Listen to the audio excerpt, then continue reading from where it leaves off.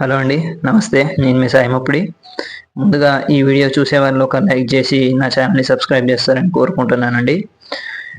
టాపిక్లోకి వెళ్తే ఈ నానో యూరియా వాడడం వల్ల మనకు కలిగే ప్రయోజనాలు మరియు ఈ సాంప్రదాయ పద్ధతిలో మనకు యూరియాతో కలిగే అనర్థాలు అంటే పొల్యూషన్ కానీ వాటి వల్ల కలిగే నష్టాలు కానీ ఈ వీడియోలో మనం చర్చించుకుందామండి.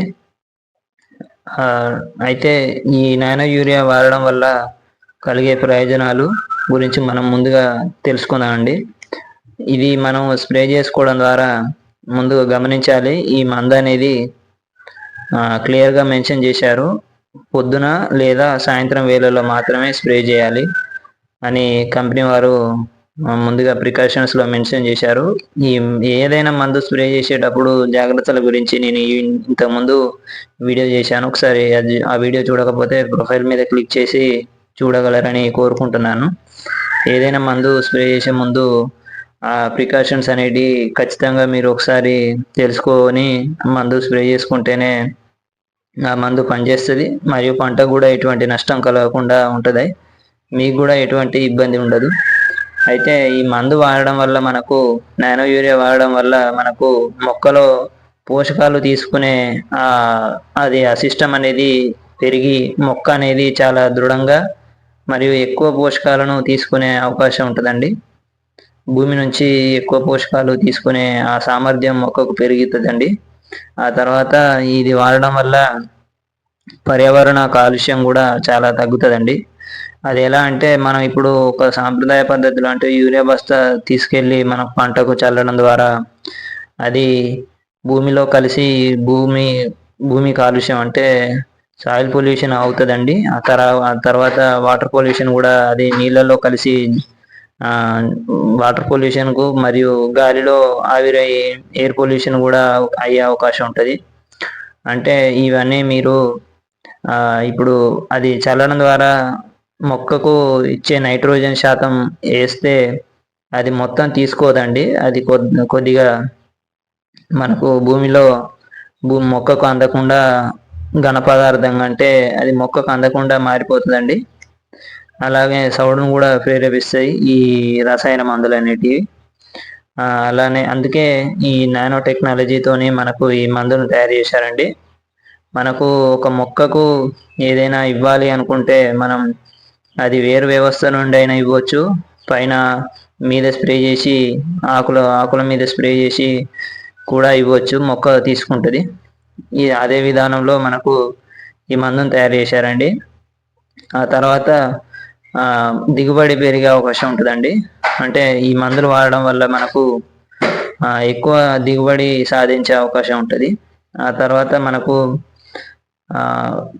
తక్కువ ధరకు అంటే ఇప్పుడు ఒక బత్తకు ఎంతైతే ఒక యూరియా బస్తకు ఎంతైతే రేట్ ఉంటుందో అంతకు తక్కువనే మనకు దీనికి పడుతుందండి.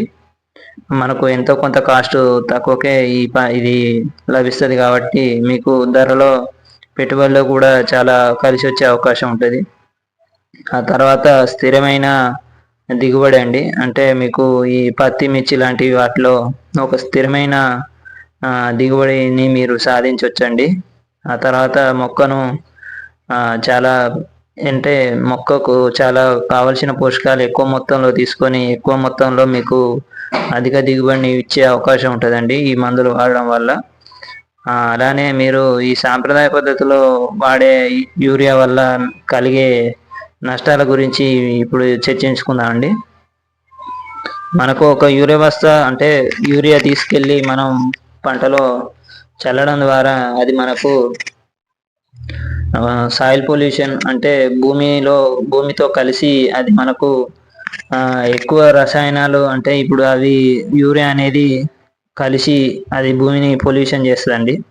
అది ఎలా అంటే భూమిలో కలిసి ఆ మొక్కకు అందకుండా అంటే మనం వేసిన మందు మొత్తం మొక్క తీసుకోలేదండి. అది కొద్దిగా ఘన పదార్థంలాగా మారి మొక్కకు అందకుండా ఉండిపోతుందండి. ఆ తర్వాత నీళ్ళలో కలిసి జలాలు అంటే అండర్ గ్రౌండ్ వాటర్లో కూడా కలిసే అవకాశం ఉంటుందండి. అలానే పొల్యూషన్ అయితే వాటర్ కూడా. ఆ తర్వాత మీరు వేసిన యూరియా మొత్తం అది భూమికి పట్టకుండా కొద్దిగా గాల్లో కూడా కలిసిపోతుందండి. ఇటువంటి రసాయనాలు అధిక మొత్తంలో వాడడం ద్వారా పర్యావరణానికి చాలా హాని కలుగుతుందండి. అలానే పంట కూడా ఎక్కువ స్ట్రెస్కు లోనయ్యే అవకాశం ఉంటుందండి. కాబట్టి ఈ నానో యూరియా వాడడం వల్ల మనకు అధిక దిగుబడి వచ్చే అవకాశం ఉంటుందని నేను నమ్ముతున్నానండి. అలానే ఇప్పుడు మన రాష్ట్రంలో యూరియా షార్టేజ్ అనేది చాలా తీవ్రంగా ఉన్నదండి. ప్రత్యామ్నాయంగా మనకు ఇది ఒకటే దారి మనకు కనిపిస్తుందండి.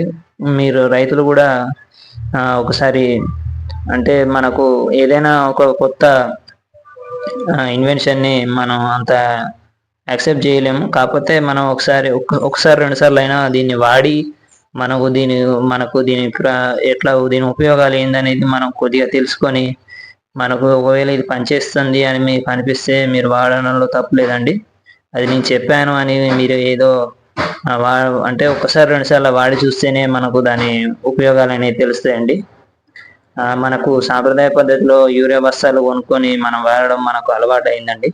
అది తప్పు కాదు. కాకపోతే ఇప్పుడు ఈ కొత్తగా వచ్చిన టెక్నాలజీని కూడా మనం అందిపుచ్చుకొని మన పంటలకు ఒకసారి 2 సార్లు అయినా దాని పంతనం ఎలా ఉంటుంది అనేది ఒకసారి మనం వాడి చూసి మనం కన్ఫర్మ్ చేసుకోవాలండి.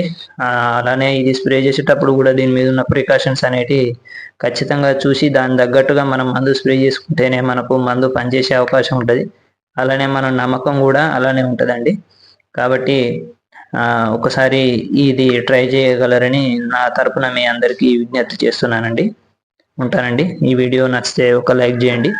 ఈ వీడియో ఎవరికన్నా కనీసం ఒక్కరికన్నా ఉపయోగపడుతుందన్న ఉద్దేశంతో నేను ఈ వీడియో చేస్తున్నానండి. ఉంటానండి.